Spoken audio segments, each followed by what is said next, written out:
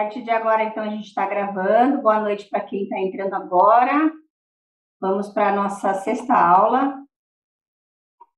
Vou compartilhar com vocês aqui a aula, né? Os slides, tá bom? Hoje é a nossa sexta aula. A proposta é que a gente cubra aí ainda o capítulo 2, né? De 9 a 17. O Douglas já deu uma pincelada aí para a gente.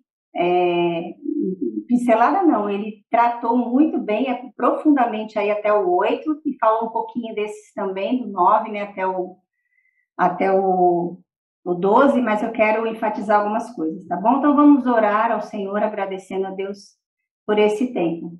Vamos orar, fecha os olhos aí, pedir a Deus aí por esse tempo. Deus eterno, obrigado, Senhor. Obrigado por esse tempo tão gracioso que o Senhor dá a nós, aqui da Igreja Brasileira, Pai, onde podemos ainda te cultuar com essa liberdade, ainda com certa liberdade. Que o Senhor prospere esse tempo que nós estamos tendo, cada momento que nós estamos tendo, Pai, dessa liberdade, poder falar assim abertamente do Senhor numa rede assim pública, Pai, privada em alguns sentidos, e que o Senhor nos dê essa graça para que a gente possa avançar em nossa fé, avançar no entendimento, que aquela mesma preocupação que Paulo tinha naquele tempo também venha aos nossos corações, para que a gente não seja pego desprevenido ou estejamos ignorantes a respeito daquilo que o Senhor nos revelou. Tua palavra revelada deve ser conhecida dos teus filhos, bem interpretada através do teu Espírito Santo, por isso Deus nos ajuda aqui a crescermos um pouco mais na nossa fé, a avançarmos um passinho a mais e que a gente possa, com esse conhecimento, te glorificar, viver uma vida de acordo com a tua vontade e que tudo isso esteja sendo feito e que seja feito, né, em nossas vidas para a glória do teu nome. Pai, nos ajuda aqui, ajuda a Rosângela que vai conduzir esse estudo, dê sabedoria, dê graça, dê paz à tua serva, para que tudo corra bem, para que a gente possa aprender juntos aqui, Pai, para o louvor da sua glória. É o que nós pedimos em nome de Jesus. Amém. Amém. Obrigada, Douglas. Então, queridos, nós vamos lá. Pode abrir já a sua Bíblia aí, né? No capítulo 2 de 2 Tessalonicenses. E assim, os microfones, só para lembrar, estão desativados nesse momento, mas vocês podem ativar a qualquer momento. Vou pedir ajuda também do Douglas aí em relação ao chat, tá bom? Se quiser fazer alguma pergunta ou complementar, dar a sua contribuição aqui, é muito bem-vinda, né? Vamos aprender juntos nessa noite. Então, como eu falei, aula 6, capítulo 2, de 9 a 17. E, seguindo aqui, nós vamos ter agora, assim, eu vou passar uma breve revisão, mas bem breve mesmo, até porque tem gente nova entrando aí hoje, mas as aulas já estão lá no site lá no YouTube, né, no canal do YouTube, na pastinha lá da nossa sala, tá bom? Inclusive a última aula, a última que o Douglas deu, tá tudo lá já. Quem perdeu, vale a pena assistir, e quem não perdeu também, para dar uma revisada, é sempre bom, né? Então, vamos só dar uma olhada breve aqui em 2 Tessalonicenses 2, de 1 a 8, o que já foi falado. E eu gostei muito dessa frase, que é um comentarista bíblico, né? Que ele diz assim, a respeito desse trecho, desse capítulo 2 de 2 Tessalonicenses. Ao corrigir a noção errônea de que o dia do Senhor estava às portas, o apóstolo Paulo mostra que o advento de Cristo seria precedido pela grande apostasia e pela revelação do homem do pecado, que seria derrubado pelo Senhor em sua vida. Ok? Então, foi isso, basicamente, é isso que nós estamos tratando, e o apóstolo Paulo trata na sua carta, especificamente no capítulo 2. Então, a gente vê nesse trecho, né, de 2 Tessalonicenses de 1 a 12, que é um dos textos mais importantes da escatologia do Novo Testamento. E Paulo está estimulando ali os leitores a não abandonarem esses ensinos. Ele está corrigindo ali, só lembrando, a gente já falou isso bastante, mas ele está corrigindo ali a maneira errada em que eles estavam interpretando a segunda vinda, né, a manifestação de Cristo. E isso estava causando grande tormento no coração deles, né, uma desesperança, comportamentos errados que a gente vai ver no capítulo 3 também, se Deus permitir. Então, Paulo vem com essa carta e já alerta eles que o advento de Cristo só vai acontecer, né, antes pela a grande apostasia e a revelação do homem do pecado. Sem isso, né, era para eles ficarem tranquilos que não tinha por que imaginar e pensar que Jesus já tinha voltado e deixado eles, enfim, causando todo esse tormento ali, todo esse tumulto. E aí, continuando ainda, quais foram os pontos abordados pelo Douglas? Ele pegou a parte mais difícil, né, gente? Ô, judiação! Mas, graças a Deus, ele fez um belo estudo, né, gente? Vocês concordam aí, né? Olha, aquilo ali é trabalho, hein? Parabéns, viu, Douglas? Deus abençoe você por estar Valeu. capacitando aí, porque não é fácil, não. Mas, olha, eu fazendo, ó, já estou vendendo peixe, hein? Então, o que a gente viu lá no capítulo 2, nas duas últimas aulas, sobre a vinda do Senhor, né? Ele abordou bem ali, desde o versículo 1, falou da apostasia também, explicou claramente o que é, né? Mostrou que não é perda da salvação, mostrou lá direitinho todos os outros textos paralelos também. Falou bastante sobre quem é esse, aquele que o detém, se é quem ou o quê. Isso aí ficou bem gravado para mim, né? Se é alguém ou se é algo. E aí nisso a gente tem ali 7 possibilidades, né? Isso que foi trazido ali para a gente, né? Então são possibilidades, mas que no final Deus está no controle, Deus está no governo, é Ele que determina a hora, né? Que o anticristo vai ser revelado. E aí, na sequência, na aula passada, foi falado bastante sobre a revelação do homem da iniquidade, ele mostrou na história ali, né? As possibilidades também, foi bem rico o estudo. Então, mais uma vez aí, pessoal, fica de olho lá nas aulas. E depois a oposição a Deus em grande escala, né? Tudo que vai acontecer aí, está por vir. E, no final, que o Senhor Jesus o matará. Tá bom? Isso foi no versículo 8. Isso aí é um resumo rapidinho para a gente se situar aí onde que a gente está hoje, ok? Alguma dúvida sobre isso, pessoal? Aproveita que o Douglas está aí. Não? Então, vamos dar continuidade aqui. Vamos começar hoje, nós vamos abordar aí, o nosso alvo é tentar cobrir aí de 9 a 17 os versículos. E o que nós vamos ver? Nós vamos ver um pouco mais de detalhes sobre o iníquo, sobre a maneira como ele vai agir, né, através de quem ele vai agir aí nos versículos 9 e 10. Vamos ver o caráter e o destino das pessoas que o seguem. Lembra que a gente viu no capítulo 1 sobre o juízo de Deus sobre essas pessoas. Então, a gente vai abordar um pouquinho isso aí nos versículos 11 e 12. E também ações de graças e exortação para permanecerem firmes, que é o finalzinho do capítulo de 13 a 17. Muito bem. Então, vamos lá. Eu vou colocar o texto aqui, e só para não ficar só eu falando, gostaria que alguém lesse, por favor, abra o seu microfone e pode ler aí esses 2 versículos, por gentileza. Ora, o aparecimento do iníquo é segundo a eficácia de Satanás, com todo poder e sinais, e prodígios da mentira, e com todo engano de injustiça aos que perecem, porque não acolheram o amor da verdade para serem salvos. Amém. Então, aqui Paulo ele retoma, né, ao período que precede esse juízo, a fim de esboçar melhor, né, o ministério do anticristo e enfatizar os seus efeitos sobre as suas vítimas. Lembrando que no 8 ele já fala, né, de como ele vai ser derrotado pelo Senhor Jesus, mas ele volta a falar um pouquinho mais sobre o iníquo novamente, né? Então, ele dá detalhes agora sobre o aparecimento do iníquo, para demonstrar aos Tessalonicenses que ele ainda não havia sido revelado.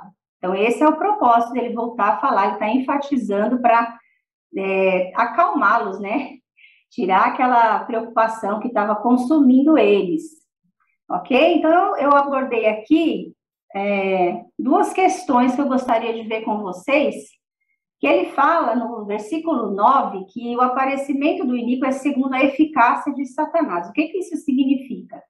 Significa que essa pessoa, esse ser, né, esse ser sem lei, ele vai ser capacitado por Satanás a fazer tudo que ele tudo que ele pretende, né? Então, lá em Apocalipse 13, a gente não vai abrir, até na outra aula também o Douglas falou bastante sobre isso. Em Apocalipse 13, depois que Satanás é lançado na terra, ele capacita a besta e o falso profeta a realizar vários sinais. A gente vê isso lá. E em Mateus 24, a gente vê também Jesus falando que vários falsos cristos que vão tentar enganar, se possível, até os eleitos. Então, a gente vê aí que não vai ser qualquer coisa. Não vai ser essas aberrações que a gente vê hoje aí, né? Que tem aí alguns loucos aí dizendo-se Jesus, e é tão claro, tão evidente, que não engana nem os incrédulos, né? Mas, nesse caso aqui, não. Inclusive, a gente tem também, né, na nossa época, já tivemos várias vezes aí, pessoas, né, se dizendo o Cristo, e enfim, mas tem aqueles que são sutis também. Nesse caso, no caso do homem da iniquidade, vai ser algo muito sutil. Como já foi falado também, esse terreno está sendo preparado, e aí, quando chegar essa hora, vai ser bem difícil identificar, né? Porque vai ser algo meio comum, né? As coisas que ele vai fazer não vai espantar tanto as pessoas, ao ponto de Jesus falar que até os eleitos poderiam ser enganados, né? Se possível, mas isso não será possível. Ok, pessoal? Então, no versículo 9 ainda, diz que Satanás vai, né, operar no poder de Satanás com todo o poder, sinais e prodígios da mentira. Então, o iníquo, ele é capacitado por Satanás a realizar esses poderes, sinais e prodígios. E esses três termos aqui são termos usados para o ministério de Jesus e dos apóstolos. E isso está lá em Atos 2:22. Eu gostaria que alguém lesse, por favor, Atos 2:22. Quem puder, para a gente conferir aí o que diz a palavra de Deus. Eu não coloquei aí, mas depois eu vou consertar aqui, aí eu marco para vocês, tá bom? Posso ler, Rô? Tá bom. É Atos 2:22, né? Isso. Povo de Israel, escute. Deus aprovou publicamente Jesus, o Nazareno, ao realizar milagres, maravilhas e sinais por meio dele, como vocês sabem.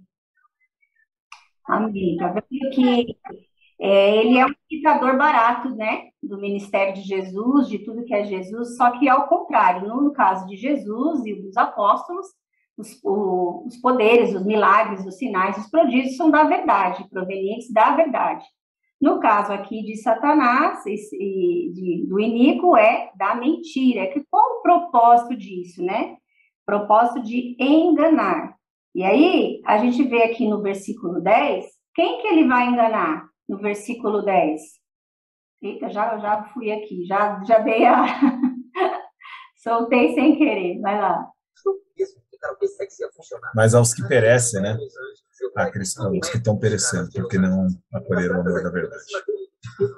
Isso, ele vai enganar aos que perecem, por quê? Porque não acolheram o amor da verdade para serem salvos. Interessante que essa menção aqui desse acolher o amor da verdade só aparece aqui nesse versículo, né? Paulo dá uma ênfase que não adianta só conhecer a verdade, porque muitos conhecem, muitos sabem quem é Jesus, inclusive, muitos sabem sobre o evangelho, mas não é o saber que muda o coração, né? É acolher com amor, né? O amor da verdade. Então, a fé, ela estima a verdade. ela tem amor pela verdade. Então, aqui ele vai enganar aos que perecem. E aí a gente volta para aquele capítulo 1, onde Paulo fala que vai chegar o tempo em que eles receberão a justa retribuição de Deus.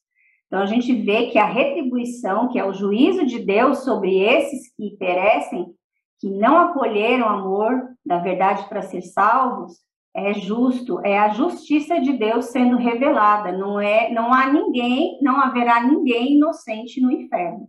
Às vezes a gente tem essa impressão, né, de que as pessoas são inocentes e elas não acolheram o evangelho, não creram, então Deus vai mandá-las para o inferno. Não, na verdade não existe ninguém inocente.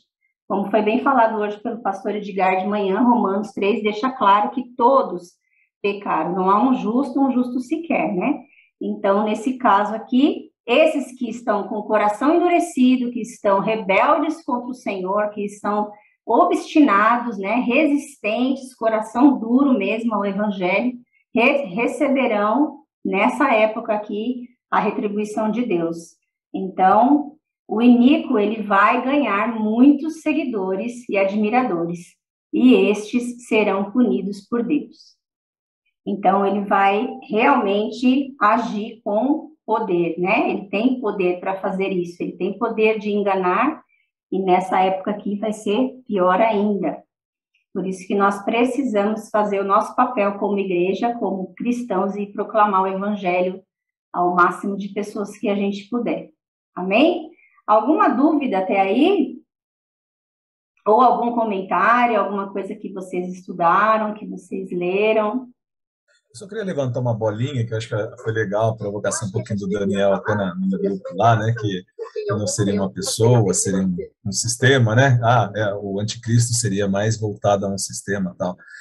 Uma das coisas que as pessoas concordam quando vão falar sobre isso, né, se é todo um sistema, se é uma pessoa em si personificada alguma coisa, estão vendo bastante agora convergência, né, dos estudiosos aí, de pessoas aplicadas que escreveram até livros sobre isso, e aí foi uma coisa até que óbvia, né, e lógica, assim, que eles ligaram. Ele falou assim, se é um sistema, esse sistema ele é governado por pessoas, né? Então, pessoas sempre vão estar na frente. Aqui no grupo a gente reúne uma sala. A Rô está liderando a sala de hoje. Então, todo lugar onde tiver pessoas reunidas debaixo de um sistema, né, seja ele qual for, o tamanho que ele tiver, sempre haverá líderes, né? Sempre haverá pessoas comandando setores, né? Então, sempre terá homens à frente, né? Não é espectros, né? Não é um vento, né? São pessoas. Então, inevitavelmente, sempre vai cair em pessoas, né? Por mais que a gente fuja aí para não tentar a literalidade da palavra, né? Da aplicação literal, sempre haverá pessoas, né? Por trás dos sistemas. E essa coerência tem acontecido entre os estudiosos para cada vez convergirem e tirarem um pouco desses ruídos que aconteciam, né? Antigamente. Eu acho que vale um comentário, já que você está falando do Onico também. Muito bom, bem lembrado. É verdade, né? Por mais que seja um sistema, tem alguém por trás. Se for 1 ou 2 ou 3, tem alguém por trás ali comandando, né? Não tem como, a ação vem de pessoas, né? Obrigada, Douglas. Mas só lembrando que isso é uma proposta, né? Ainda assim, não pode bater o martelo que será dessa forma. É uma proposta. Exatamente. Eu particularmente, eu imagino assim, se a gente pegar pelas profecias que já se cumpriram na Bíblia, né? Geralmente vem uma profecia que ela é um eco de algo que vai acontecer às vezes, né? Uma segunda profecia. Se a gente pegar a profecia de Daniel do Epifânio lá, né? Que seria o homem do iníquo daquele tempo lá, que até sacrificou o porco no templo, né? É difícil você imaginar que depois isso vai ecoar num sistema mais abrangente. Eu entendo que provavelmente vai convergir numa pessoa. A gente vai acabar tendo uma pessoa encabeçando isso e a gente vai ver essa pessoa. Eu imagino assim. Sim. Eu sou mais entendido assim. Eu também penso assim. Aliás, eu queria até trazer também aqui, na aula passada, eu fiz uma pergunta no finalzinho, né, sobre a questão do versículo 4, onde ele fala que O homem da iniquidade vai se levantar contra tudo que se chama Deus e é objeto de culto a ponto de assentar-se no santuário de Deus, ostentando-se como se fosse o próprio Deus. Ele vai,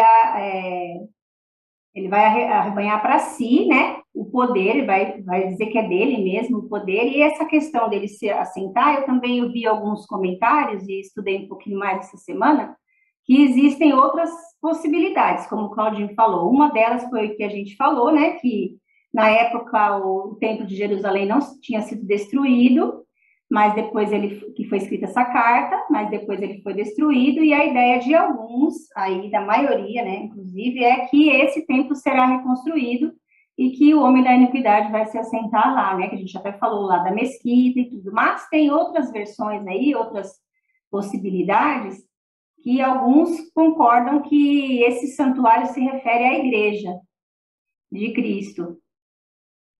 Também tem essa possibilidade, né? E outros falam que isso não é literal. Então, é bom a gente comentar, porque aí vocês vão atrás, estudar um pouquinho mais também, né? E cada um buscar aí o que mais convém aí, segundo a palavra, né? Como o Claudinho fez aí. Obrigada, viu, Claudinho?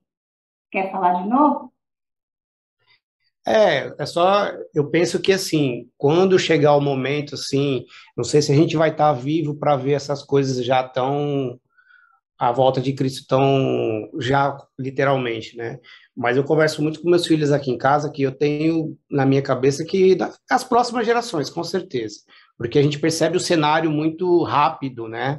Há 10 anos atrás era uma coisa tão diferente do que é hoje, né? E hoje a gente já está vendo a coisa muito dinâmica, exponencial. E então eu acho que quando as coisas começarem a funilar, é claro que vai ter muitas pessoas que talvez não prestem tanta atenção, mas eu vejo que os que estiverem em Cristo vão perceber que tá, se não está chegando a hora, já chegou. Eu também. Inclusive, até tem o texto, né, que fala que nós não somos da noite, né? Ele vai vir como um ladrão na noite, mas Jesus vai vir como um ladrão na noite, mas vão pegar desprevenidos aqueles que não creem. Nós somos da luz, né? Então, eu acredito que os sinais vão mostrar, sim, e aqueles que estão em Cristo, estão atentos, vão começar a perceber, sim, também. Então, mais alguém, gente? Não, só para reforçar aí, até porque tudo isso, né, Paulo, quando está escrevendo isso, é para dar exatamente o propósito de segurança, né? Nunca de insegurança, né? Você não ouve sobre a volta de Jesus Cristo para ficar, ih, ferrou, né? O que eu faço agora, né? É no sentido de segurança, somos da luz, né? Estamos vigilantes. O Senhor está deixando claras as coisas, né? Graças a Deus por isso. Boa, isso mesmo. Então, só para finalizar aqui essa parte, né, a gente vê que a influência desse homem aí, ou dessa pessoa, desse sistema, enfim, ela é limitada a enganar os não salvos. Então, Paulo deixa claro isso para que eles, né, não fiquem amedrontados. Então, são os não salvos que acreditarão nas suas mentiras, né? A gente vê isso lá em Mateus 24, João 8, 41, 44.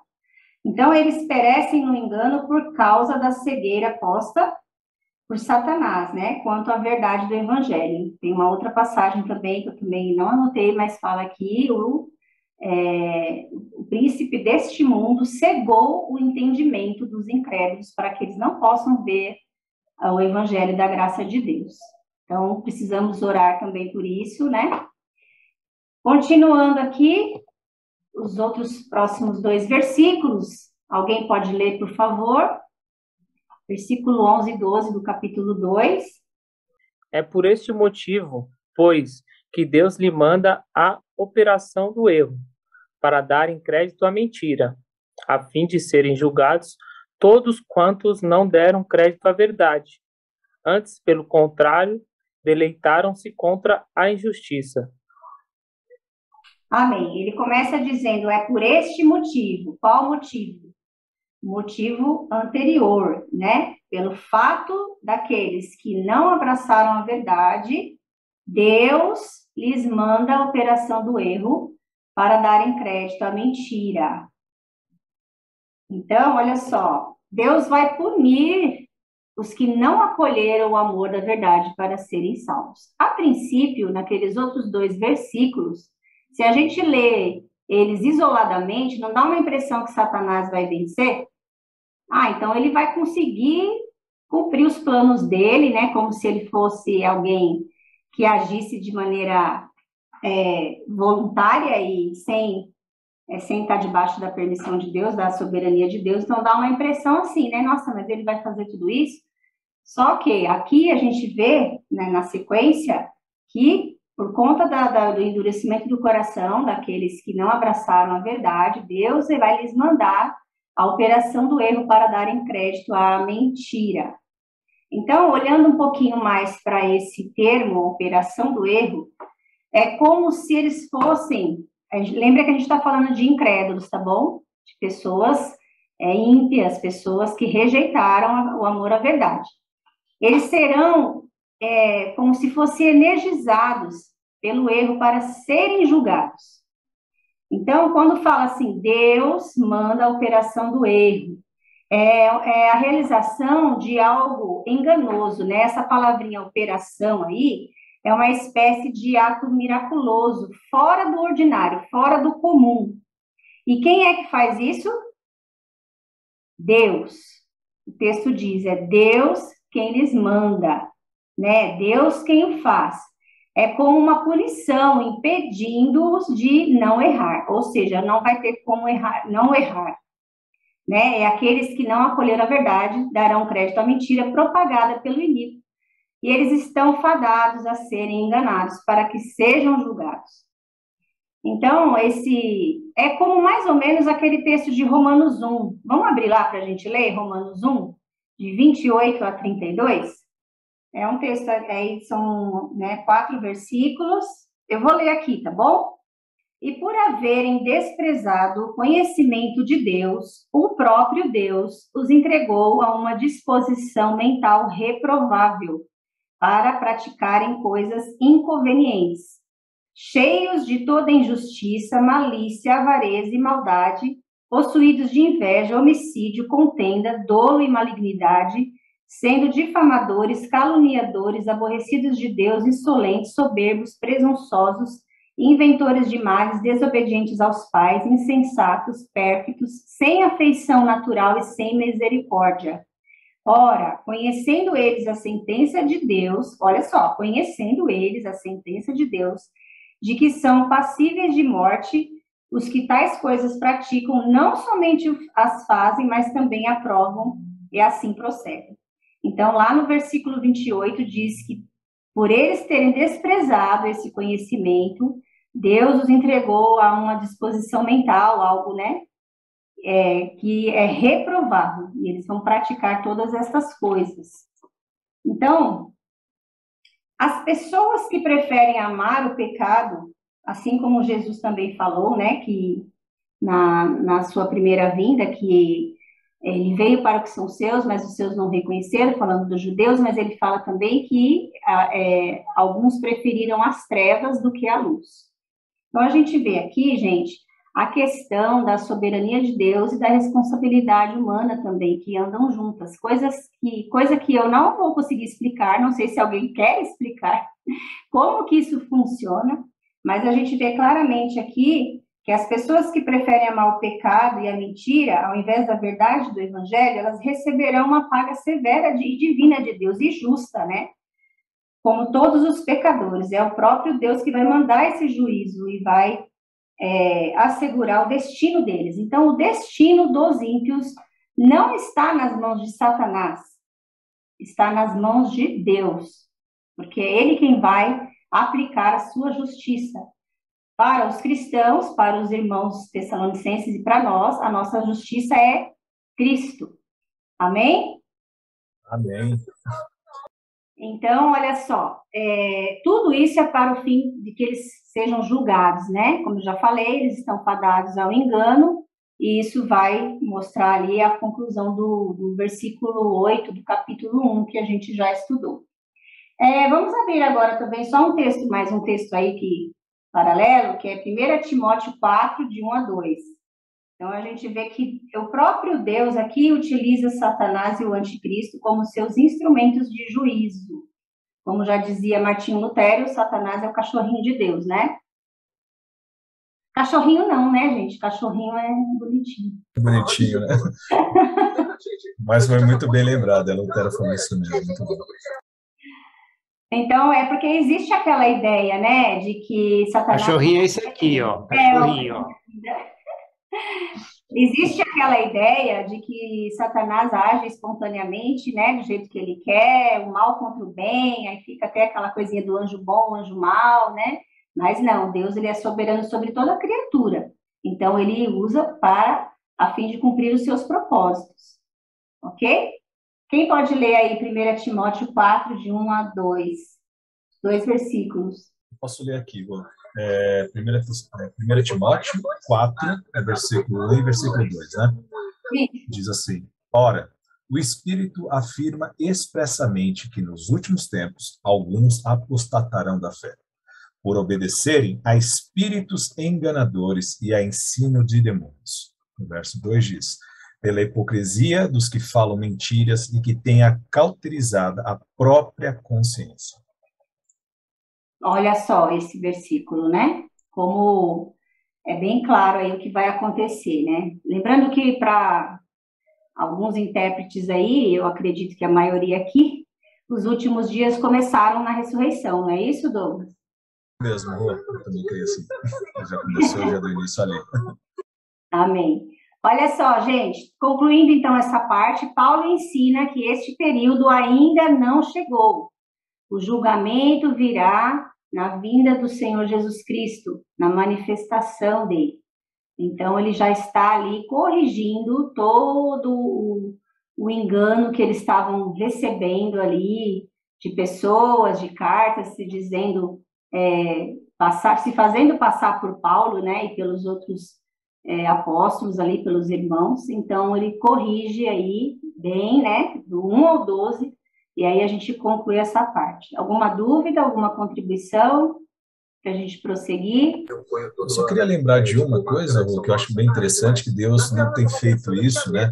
Ou tem falado essas coisas de agora, né? Tem uma segunda Reis, finalzinho ali, ele está falando de Acabe, de outro, onde um profeta chamado Miqueias também, ele começa a profetizar no meio, né, ele é trazido ele já estava encarcerado por profetizar a verdade, né, aí chamam 400 profetas de Baal, eles começam a profetizar coisas contrárias, falando que Israel vai ganhar a guerra, que vai dar tudo certo, e chama esse profeta fala, e o rei fala assim, não tem nenhum, né, um rei piedoso, né, de Judá, fala assim, mas não tem nenhum profeta do Senhor, porque ele percebeu entre aqueles 400 profetas ali que nenhum estava falando a verdade, né, só estava enchendo ali os ouvidos dele do que eles queriam escutar.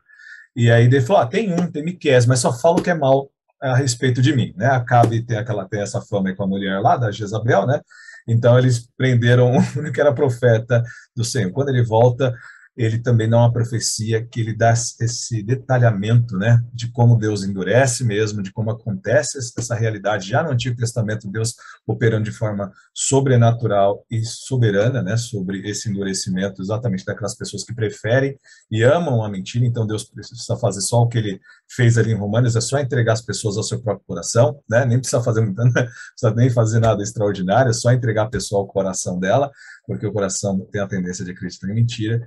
E ali, mesmo profetizando, ele dizia, eu vi o Senhor, e um anjo chegou na frente do Senhor e falou, deixa que eu vou enganar eles, né? Você é um espírito mentiroso na boca desses profetas. Aí Deus falou, vai e vencerás, né? O profeta desce, e Israel vai para a guerra acreditando nesses 400 profetas de mentiroso, e em vez do único profeta verdadeiro que estava falando ali, porque eles não acolheram a verdade do Senhor através da boca de Miqueias, né?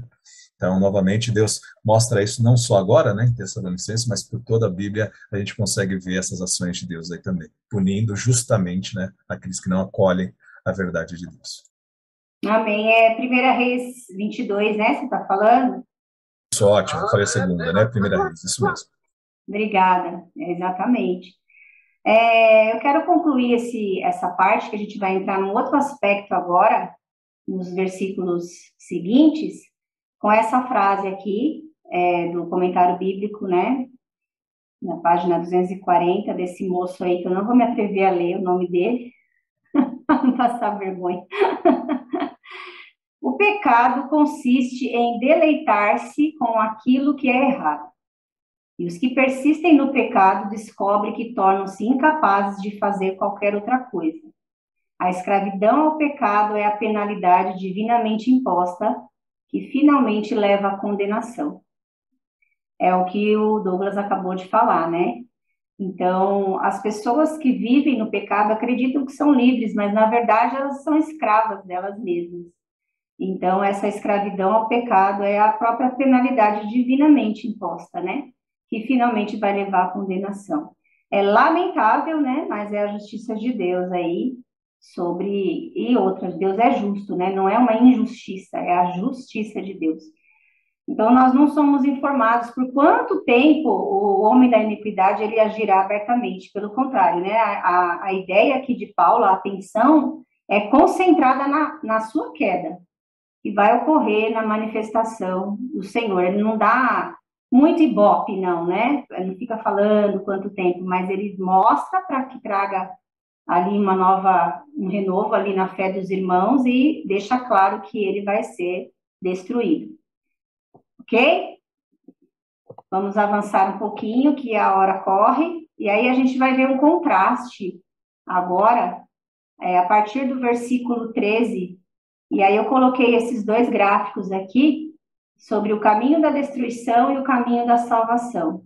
Como é o caráter, como essas pessoas agem dos dois lados aí. Lembrando, gente, que não tem meio termo, né? Ou é ou não é. Com Deus não tem meio termo, não tem sou crente, não sou crente, eu creio ou não creio, uma hora eu quero, outra hora eu não quero, não sei se vou, não sei se fico.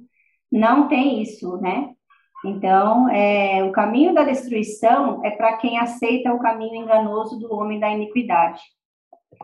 É para quem rejeita deliberadamente o amor da verdade.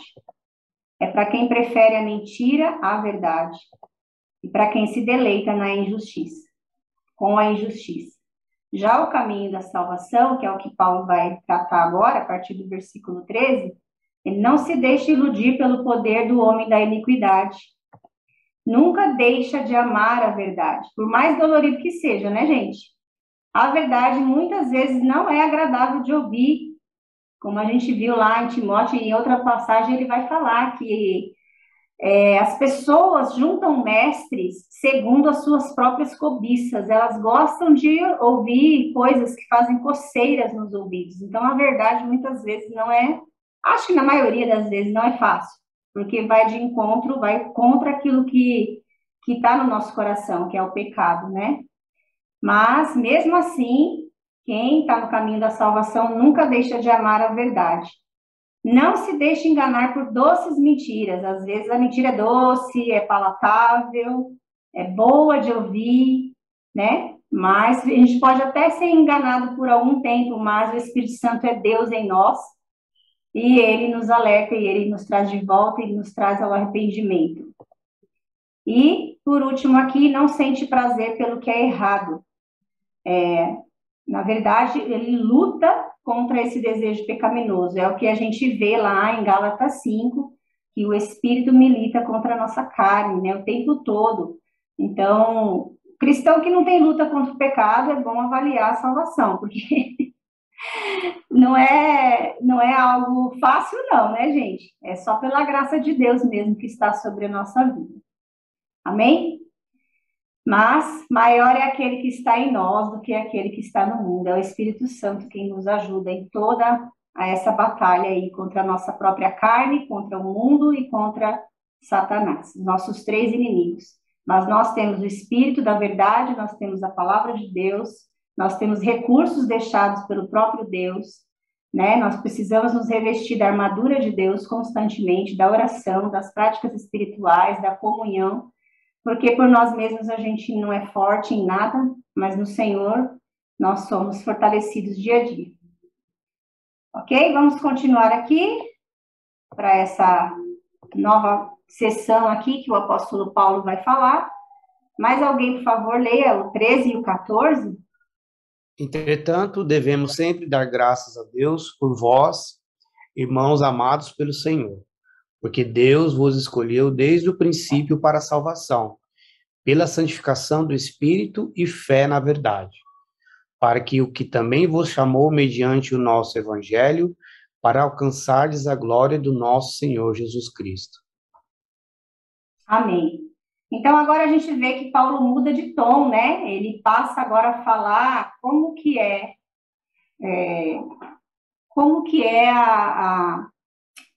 a diferença aí, né? O contraste entre aqueles que perecem e aqueles que estão no Senhor. Então, ele usa essa palavrinha aí, entretanto, né? Então, ele faz uma oração de louvor a Deus pela eleição divina, que é um contraste totalmente aí com o assunto anterior, mais uma vez para trazer esperança ao coração dos irmãos, né?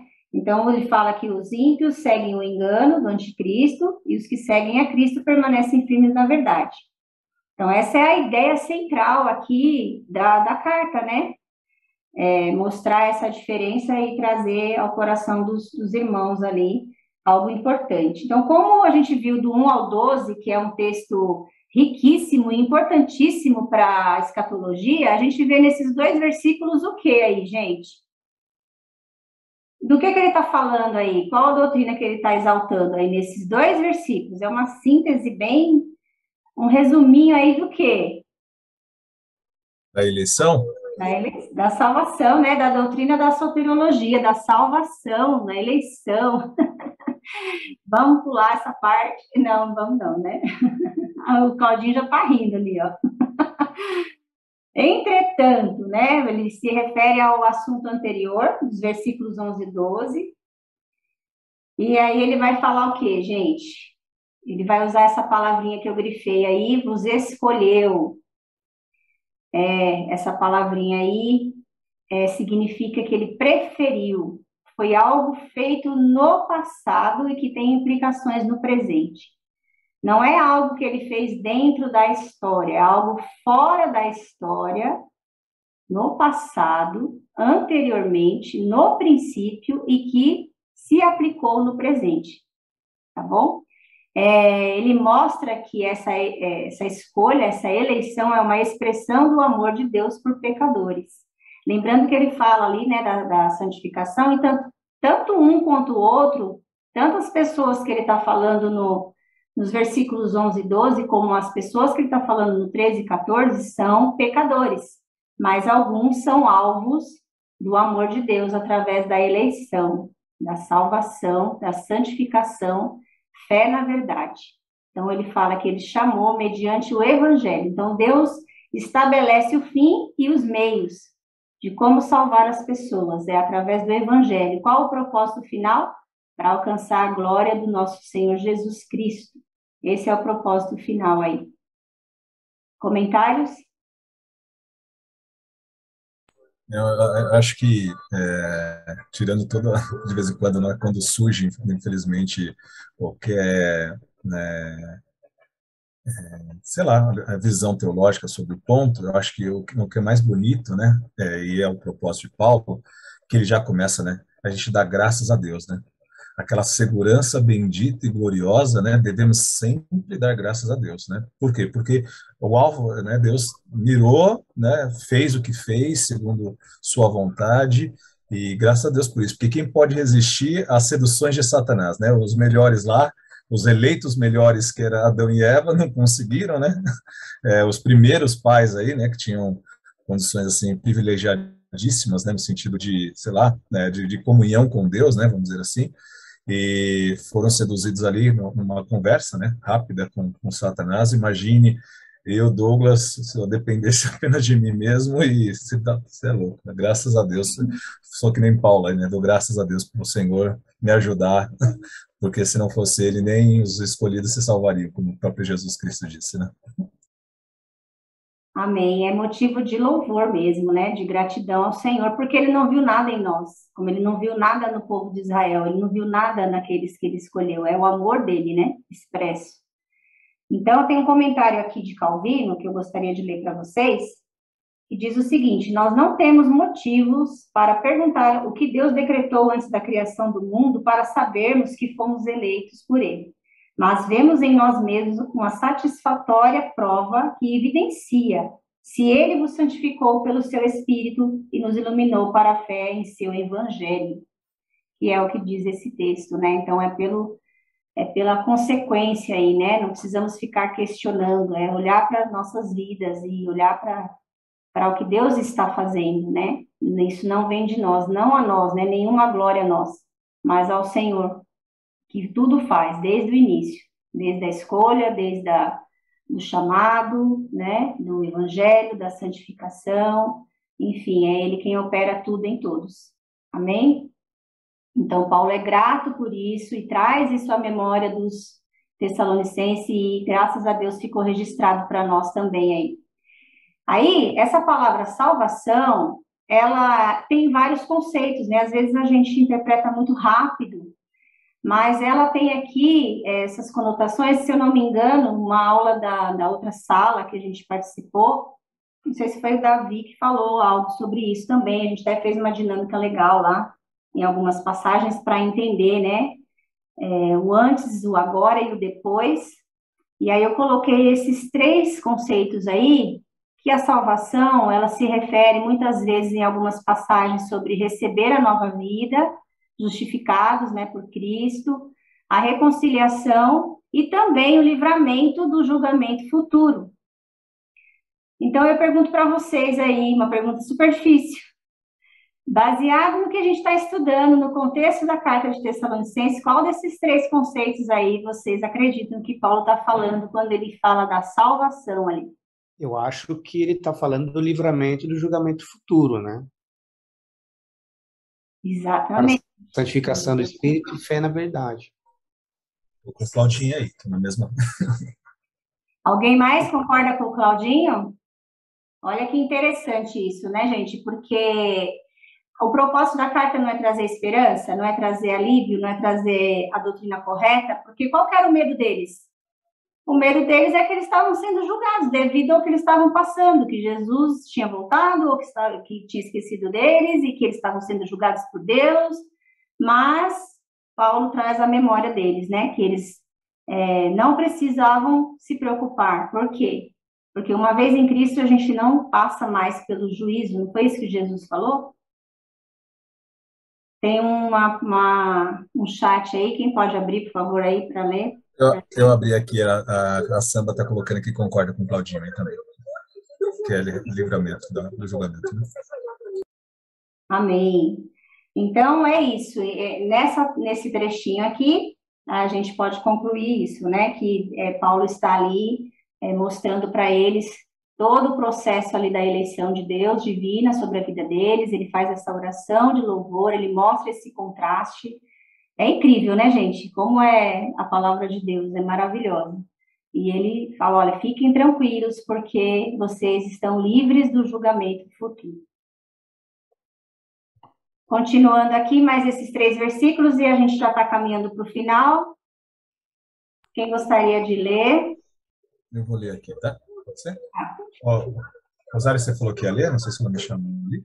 Não, né? Então, vou ler aqui.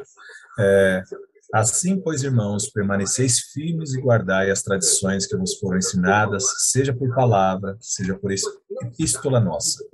Ora, nosso Senhor Jesus, mesmo e Deus, né? Nosso Senhor Jesus, mesmo e Deus, e o nosso Pai, que nos amou e nos deu eterna consolação e boa esperança pela graça, console o vosso coração, e vos confirme em toda boa obra e boa palavra. Amém, ok. Então, assim, né? Assim porque eles foram destinados para a glória e não para o juízo, né? Eles não estariam incluídos dentre os enganadores e julgados nesse dia. Paulo orienta e exorta os irmãos a quê? A permanecer firmes. E aí ele vai falar aqui, ó, guardai as tradições. Essa palavrinha tradições, na verdade, era um termo muito usado pelos rabínicos na época. Não quer dizer que são tradições de homens, mesmo porque Paulo condena isso em outras passagens, né? Para a gente não seguir tradições de homens, mas as tradições dos ensinos que ele vinha falando anteriormente para eles, tudo que eles já tinham aprendido, que eles acabaram esquecendo. Olha a importância que a gente tem de sempre voltar às verdades, né? Sempre voltar naquilo que a gente já aprendeu, sempre rever, sempre estudar, sempre buscar novamente a base da fé, da nossa fé. Então, ele fala ali em 1 Tessalonicenses 2,13, eu vou ler aqui para vocês, diz assim, outra razão ainda temos nós para incessantemente dar graças a Deus, é que, tendo vós recebido a palavra que de vós ouviste, que é de Deus e acolheste, não como palavra de homens, e sim como em verdade a palavra de Deus, a qual com efeito está operando eficazmente em vós, aos que credes. Então, ele está falando que essa tradição aí é algo que ele já tinha ensinado, né? É algo que não é superior à palavra, não tem a ver com isso, né? Que às vezes as pessoas falam que a tradição da igreja, alguma tradição de homens está ali em linha com a palavra de Deus. Não, a palavra de Deus ela é superior, a escritura é superior a qualquer pensamento humano, tá bom? Então, Paulo exorta a eles a permanecerem firmes em sua doutrina e ele ora rogando ao Pai e ao Filho que consolem e fortaleçam os seus corações. Notem aqui no versículo 16 que o nome do Senhor Jesus vem antes de mencionar a Deus, né, mostrando ali que eles são um só, como ele faz no primeiro versículo lá que a gente leu no primeiro capítulo, na saudação dele, né? Então, ele mostra a unidade entre Cristo e o próprio Deus, e isso cabe aqui porque ele vem tratando da manifestação do Senhor Jesus. Então, ele usa dessa forma aí para orientar os irmãos ali, tá bom? Dúvidas, perguntas? Tranquilo, Rô. Muito bem. Então, vamos concluir aqui esse trecho aí. Então, após Paulo fazer as devidas correções sobre a vinda do Senhor, ele agradece a Deus pela salvação dos Tessalonicenses e os exorta a permanecerem firmes na doutrina ensinada anteriormente, para que nunca percam a esperança. Gente, hoje a gente vive num tempo que a gente tem muita coisa aí disponível para a gente ouvir, né? Graças a Deus por um lado e ai de nós por outro lado. Então, nós precisamos permanecer firmes nas verdades ouvidas, né? Nas verdades aprendidas, na base do Evangelho, como diz lá em Hebreus.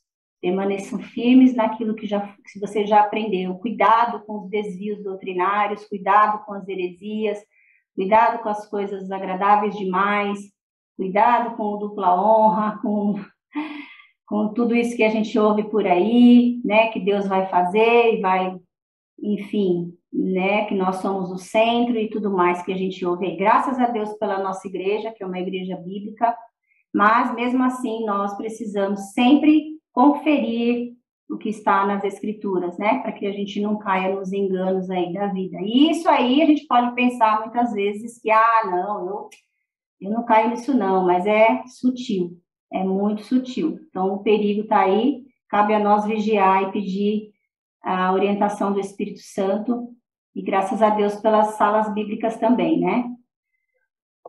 E aí o objetivo de Paulo, para que nunca percam a esperança. Aprendemos nesses últimos versículos com o apóstolo Paulo que ele não só ensinava com dedicação, a gente vê ali a dedicação dele, né, no ensino, mas ele intercedia constantemente pelos irmãos. A gente vê várias vezes Paulo orando pelos irmãos aí nessa carta, só nessa carta a gente já viu 3 vezes ele intercedendo pelos irmãos. E isso ele demonstra o quê? O amor sincero e a total dependência de Deus. Então nós precisamos orar uns pelos outros. Nós precisamos clamar. E nesse momento, aqui, antes da gente concluir, eu gostaria de pedir para alguém aí que está disponível para fazer uma oração por aquelas, que você traga à memória agora, aquelas pessoas que você conhece, que estavam caminhando junto com você aí no Evangelho, e por algum motivo se desviou aí, e a gente espera em Deus que seja algo momentâneo, né? Então vamos clamar por essas vidas, vocês podem orar aqui junto comigo? Quem gostaria de fazer essa oração? Eu acredito que todos nós temos pelo menos uma pessoa nessa condição, né? Que por algum motivo está no engano, ou perdeu a esperança, ou não crê de forma momentânea mais, por alguma tristeza, alguma luta, alguma dor, alguma decepção, frustração, por algum motivo. Vamos clamar, então, por estas pessoas? Quem sentir aí no coração pode abrir o microfone e orar, tá bom?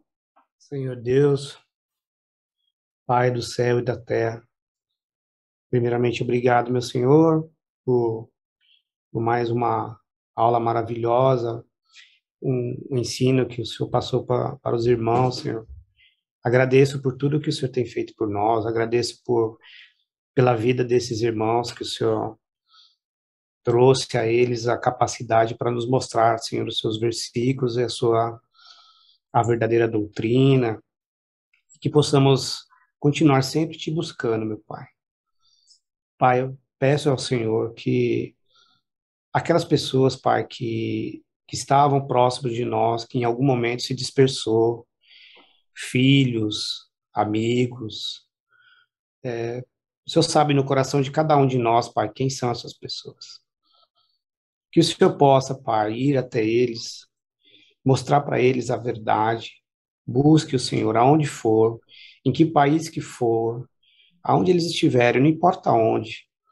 Que o Senhor possa ir até lá, Pai, e se revelar para eles, assim como o Senhor se revelou para nós. O Senhor nos escolheu, meu Jesus. O Senhor nos trouxe para perto da sua luz. Que o Senhor possa fazer assim com essas outras pessoas também, Pai. Ajude-os, Pai, porque às vezes eles estão tão no escuro que não conseguem te ver. Mas que a sua luz, Senhor, seja aquela que ofusque, assim como ofuscou Paulo, Pai, em Damasco. Que eles caiam do seu cavalo, para que dessa maneira te vejam, Pai. Mesmo que seja pela dor, Senhor. E que o Senhor traga, Senhor, para perto do seu reino. Ó, Pai. E que nós que achamos que estamos de pé, Pai, nos firme para que não caiamos. Nos fortifique. Nos traga mais a sua palavra constantemente, Senhor, que a gente possa sempre estar ouvindo ela, para estar atentos às ciladas do diabo, Pai. Esse mundo está tão estranho, meu Jesus. Se em algum momento lá atrás também ele esteve estranho, eu não sei. Mas hoje, na minha geração, Pai, está tudo estranho. A gente olha as coisas e não consegue compreender como é que as pessoas podem se deixar enganar por essas coisas, que às vezes parecem ser tão óbvias, Pai. Mas sabemos que tudo isso tem um porquê. Bem, Pai, obrigado por estar nos ajudando até aqui e que continue nos abençoando, Pai. Muito obrigado. Pelo teu nome, meu Jesus. Amém.